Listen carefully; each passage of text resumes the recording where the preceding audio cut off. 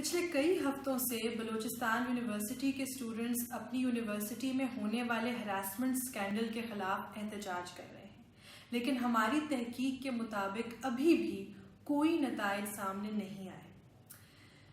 جو رد عمل یونیورسٹی کی ایڈمنسٹریشن، حکومتی اداروں، کورٹس، میڈیا اور سول سوسائٹی کی طرف سے سامنے آیا ہے، اس سے یہ بات پھر ایک دفعہ ثابت ہو چکی ہے کہ ہمارے معاشرے میں آج بھی ہراسمنٹ کو سیریسلی نہیں لیا جاتا۔ مجھے پتا ہے آپ میں سے کئی لوگ ایسے ہیں جن کو ہراسمنٹ، می ٹو ایٹسیٹرا ایسی بہت ساری چیزوں کے اوپر بہت سارے ڈاؤٹس ہیں، اور آپ کو یہ لگتا ہے کہ بہت ساری خواتین یہ کہانیاں جو ہیں وہ فیم کے لیے یا ریونج کے لیے یا اس طرح کے دیگر موٹیوز کے لیے جو ہے وہ سامنے لاتی ہیں، اور ہو سکتا ہے یہ بات سچ ہو کچھ کیسز میں،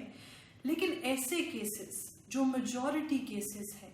جہاں پر ایویڈنس ہے، جہاں پر وکٹمز ہیں، جہاں پر کئی 100 اسٹوڈنٹس سامنے آ چکے ہیں اور کمپلینٹ سبمٹ کر چکے ہیں،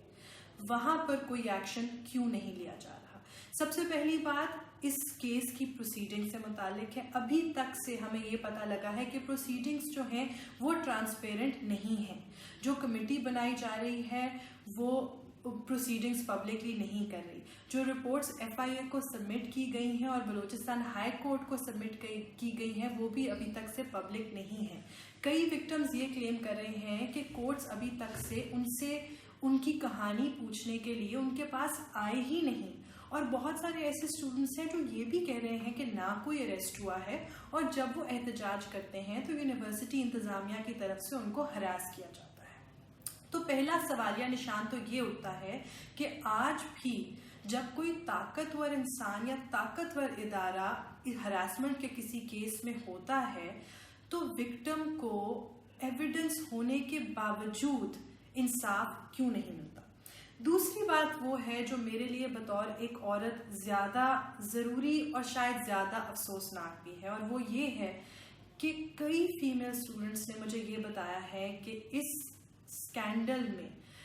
یونیورسٹی کی نااہلی کی وجہ سے بہت ساری ایسی فیمیل اسٹوڈنٹس ہیں جو یونیورسٹی سے اپنی پڑھائی چھوڑ کے واپس چلی گئی ہیں، اور فیمیل ہاسٹلز جو ہیں وہ آہستہ آہستہ خالی ہوتے جا رہے ہیں۔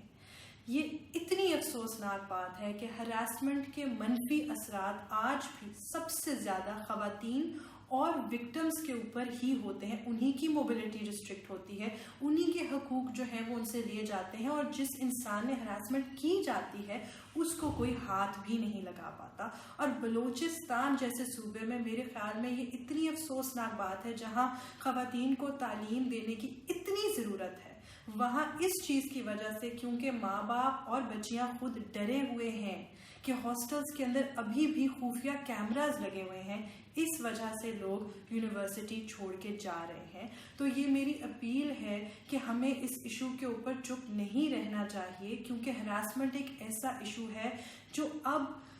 ہمارے لیے اتنا بڑا ہو چکا ہے اور ہمارے ارد گرد ہر جگہ اتنا پریولنٹ ہے کہ ہمیں اس کے خلاف آواز اٹھانی پڑے۔